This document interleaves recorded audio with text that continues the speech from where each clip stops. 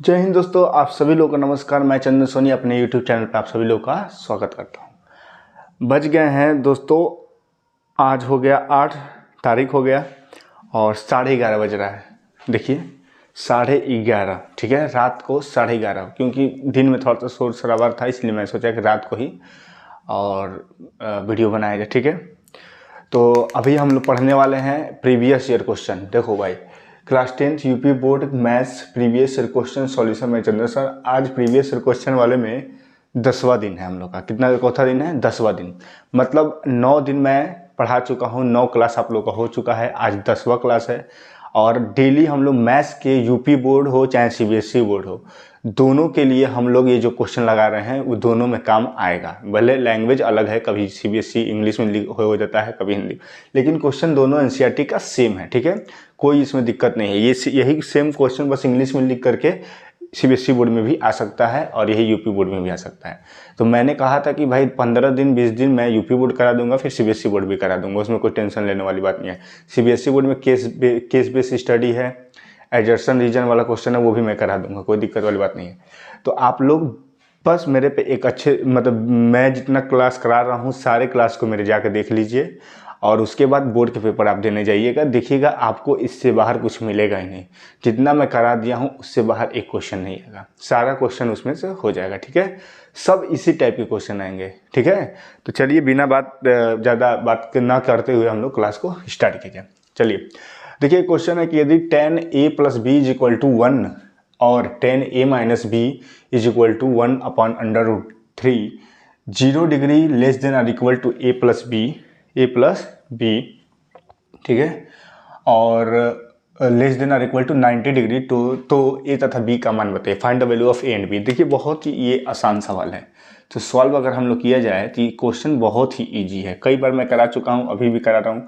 देखिए 10a + b = आप लोग 10 कितने डिग्री का वैल्यू 1 होता है, तो आप कहेंगे सर 10 45 डिग्री का वैल्यू 1 होता है। तो 10 से 10 कट जाएगा दोस्तों, तो क्या बचेगा? a + b बराबर हो जाएगा 45 डिग्री। होगा कि नहीं होगा भाई? पहला इक्वेशन यहाँ से बन गया। अब यहाँ से आप अगर देखेंगे, यहाँ से ये वाले इक्वेशन को आप देखेंगे, बस 2 इक्वेशन बनाना है। 10a - b = दोस्तों कितना होगा? 10 कितने डिग्री का वैल्यू 10 के रूप में, कि जो भी यहाँ पर लिखा रहेगा उसी के रूप में फॉर्म में हम लोग इतना का वैल्यू ढूंढेंगे। तो 10 कितने डिग्री का वैल्यू 1/, तो आप लोग कहेंगे सर 10 30 डिग्री का वैल्यू जो होता है सर 1/√3 होता है। तो ये 10 से 10 कट गया, तो दोस्तों कितना बचेगा? a - b बराबर कितना हो गया? 30 हो गया सर, ठीक है। बहुत बढ़िया। इक्वेशन नंबर क्या हो गया दोस्तों? 2 हो गया। अब ये इक्वेशन को सॉल्व करना है, तो दोनों इक्वेशन को मैं देखता हूँ। a - b बराबर यहाँ पर 30 लिख देता हूँ, यहाँ पर इक्वेशन नंबर 2 है। चलिए दोस्तों, तो मैं क्या कर देता हूँ, सिंपली जोड़ देता हूँ। a कितना हो जाएगा? 2a हो जाएगा। अब b से b कट गया, तो 45 30 कितना हो जाएगा दोस्तों?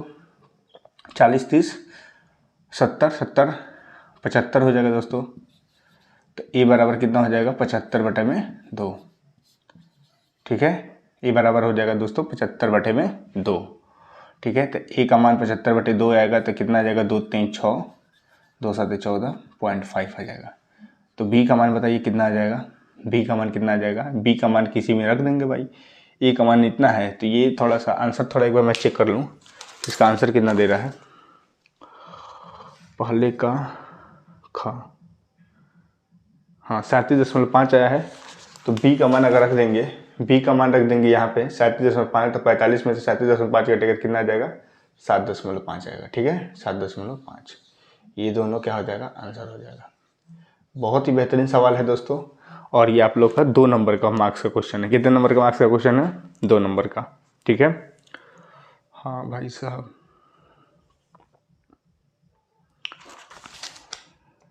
ठीक है, कोई दिक्कत परेशानी भाई किसी को नहीं? चलिए, तो ये क्वेश्चन बहुत ही आसान था। तो ये 2 मार्क्स का क्वेश्चन था। आपके प्रीवियस ईयर को पेपर आप लोग लगाएंगे तो 2 नंबर के इसमें आप लोग को देखने को मिल जाएगा। 2 नंबर का क्वेश्चन था। तो a और b का वैल्यू निकालना था, आप लोग निकाल चुके हैं आई थिंक।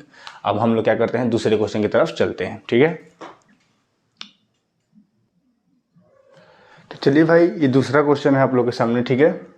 यहाँ पे मैं क्वेश्चन पढ़ देता हूँ। क्या है कि 2 घनों जिनमें से प्रत्येक का आयतन 64 सेंटीमीटर, मतलब घन है। यहाँ पर सॉल्व करिए।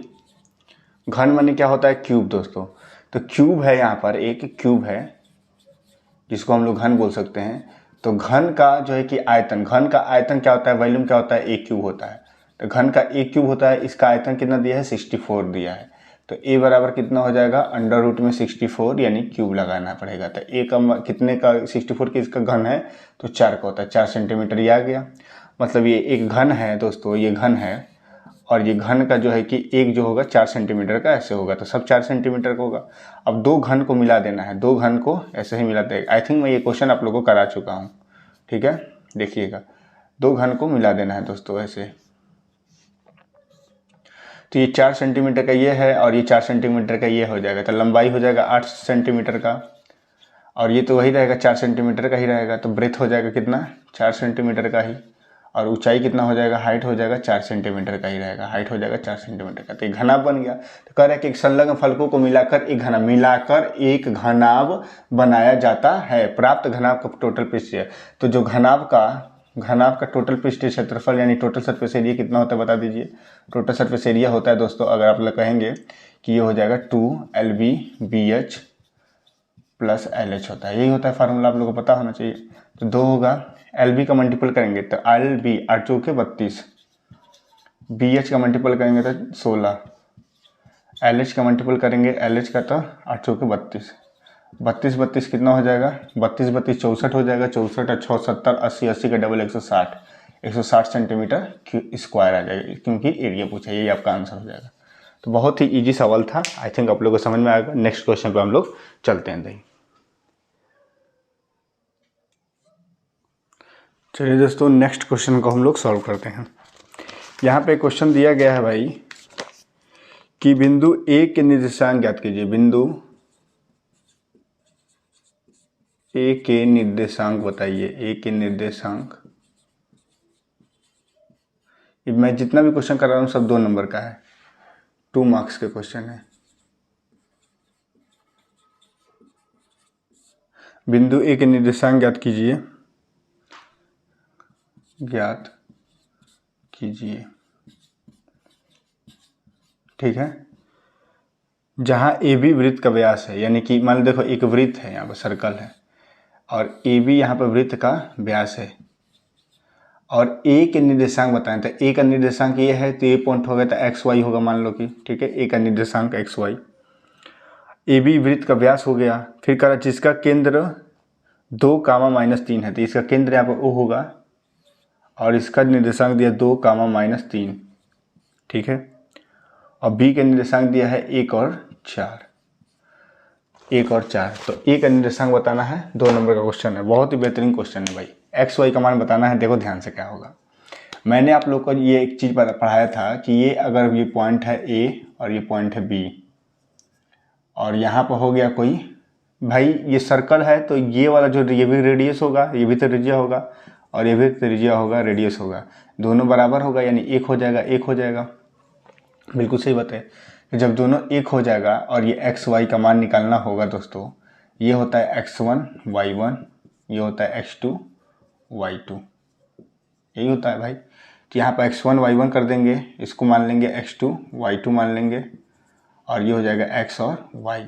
तो x y का मान निकालने के लिए मेरा मेन मकसद है कि x y का मान निकालते हैं। x y का मान निकालने के लिए यहाँ पर x का मान निकालने के लिए हम लोग क्या करते हैं दोस्तों, x1 प्लस x2 को जोड़ देते हैं, अपॉन में 2 कर देते हैं। x का मान कितना है, यहाँ पर 2 है, x का मान 2 रख देंगे। x1 का मान हमको निकालना है, और x2 का मान कितना है, यहाँ से 1 है, अपॉन में 2 कर देंगे। तो यहाँ से 4 हो जाएगा, तो x1 प्लस 1 बराबर 4, तो x1 बराबर हो जाएगा दोस्तों 3 आ जाएगा, यानी ये आ गया 3, ये आ गया 3। y का मान कैसे निकालेंगे, तो y इज इक्वल टू ये क्या होगा, y इज इक्वल टू होगा y1 प्लस y2 अपॉन में 2, ठीक है। ये क्यों ऐसे होता है, ये m/n होगा तो mn1 लिख लेंगे, लेकिन ये बराबर है तो इसमें कोई दिक्कत नहीं है, कट जाएगा सब। तो y1 प्लस y2, तो y1 का मान हमको निकालना ही है, y का मान यहाँ पर दिया है -3, तो -3 लिख देंगे। y1 का मान हमको निकालना है, y2 का मान दिया है 4 अपॉन में 2, तो 2 3 6, यानी कि y1 plus 4 is equal to -6, तो y1 इज इक्वल टू आ जाएगा दोस्तों -10, ठीक है। वो -4 रहेगा तो -10, इसका आ जाएगा -10, यानी एक्स वाई का निर्देशांक हो जाएगा, क्या हो जाएगा बताइए, x1 और y1 का मान कितना हो जाएगा, यानी ए पॉइंट्स का मान हो जाएगा 3 कामा माइनस का 10। यही हमारा हो जाएगा आंसर। 2 नंबर का क्वेश्चन था, बेहतरीन क्वेश्चन है। तो ये समझ, तो मैंने इसके लिए बताया था कि x का मान निकालने के लिए हम लोग करते हैं x1 प्लस x2 अपॉन में 2, y का मान निकालने के लिए हम लोग y1 अपॉन y2 अपॉन में 2। ये मैंने पढ़ाया है, आप लोग कोऑर्डिनेट ज्योमेट्री के प्लेलिस्ट में जाकर देखिए, बहुत अच्छे से मैंने इसको प्रूव किया है। तो ये एक क्वेश्चन था। आई थिंक आप लोग को 2-2 नंबर वाले क्वेश्चन समझ में आए होंगे, और भी बहुत सारे क्वेश्चन हैं, तो मैं इसको अगले क्लास में करा दूंगा, ठीक है, अगले क्लास में करा दूंगा। स्टैटिक से रिलेटेड भी बहुत सारे क्वेश्चन हैं, इसको भी मुझे कराना है, ठीक है भाई। चलो, तो चलिए ठीक है, अगले क्लास में मैं करा दूंगा आप लोग को, और भी बहुत सारे क्वेश्चन हैं, ठीक है। तो all the best, bye, good night, क्योंकि मुझे नींद भी लग रहा है, थोड़ा सा सोना भी है, सुबह जल्दी उठना है, क्योंकि ऑफलाइन कोचिंग जाना है पढ़ाने सुबह। तो सुबह पढ़ाने जाना है दोस्तों, तो 6 बजे 7 बजे इतना ठंड पड़ रहा है, उसमें भी जाना पड़ता है, तो जल्दी सोएंगे तभी तो जल्दी उठेंगे, ठीक है। तो चलिए ठीक है, गुड नाइट, शुभ रात्रि, ऑल द बेस्ट, भारत माता की जय, वंदे मातरम, बाय।